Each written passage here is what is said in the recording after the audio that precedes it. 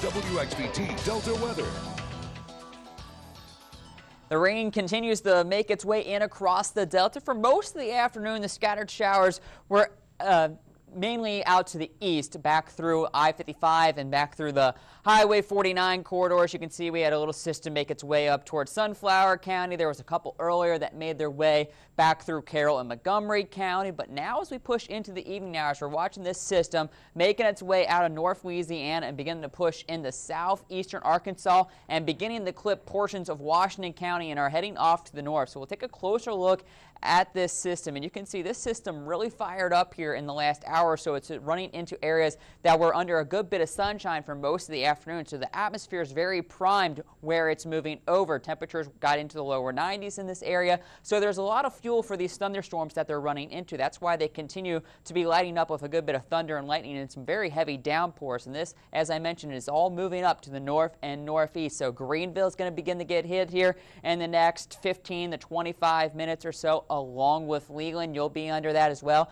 Hollandale, you're probably already getting a good bit of thunder and lightning along with this very heavy downpours as it already moved through Issaquena and Sharkey counties, and it's all riding up to the north. So along with Lake Village, you'll be next in line to start seeing some of this, and you could see it rather soon here in the next 5 to 10 minutes. And then there's another little system making its way in through Holmes County, but this one's beginning to die apart a little bit. It's already made its way through Lexington and is heading off to the north, but you can see it's kind of losing some of the darker shades and more turning into just some moderate to light showers. It continues to push off to the north. As for temperatures, thanks to that clouds that's already pushed into Greenville, we've fallen a good 5 degrees as we're now at 86 degrees for both Greenville and Greenwood.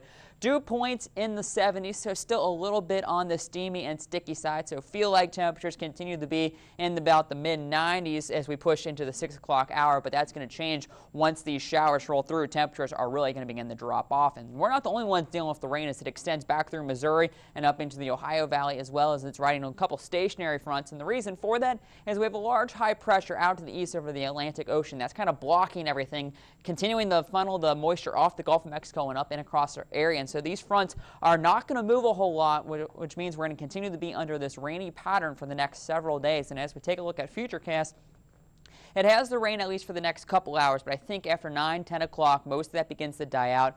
We'll turn pretty quiet, but as we wake up tomorrow morning, we'll maybe have a mix of sun and clouds, but you can see by about lunchtime, a few isolated showers begin to develop across the region, maybe even a thunderstorm or two embedded in there as well, and that continues right through the evening hours as well. It's not until after sunset that those showers begin to die out. Then we're going to redo it as we go into our Wednesday, starting off with a mix of sun and clouds, and then as we roll into the afternoon, a few of those showers begin to fire up and make their way in across the Delta as we move into the afternoon and evening hours. So for the rest of tonight, rather cloudy with those isolated showers and storms moving through. We'll drop to about 73 degrees for an overnight low.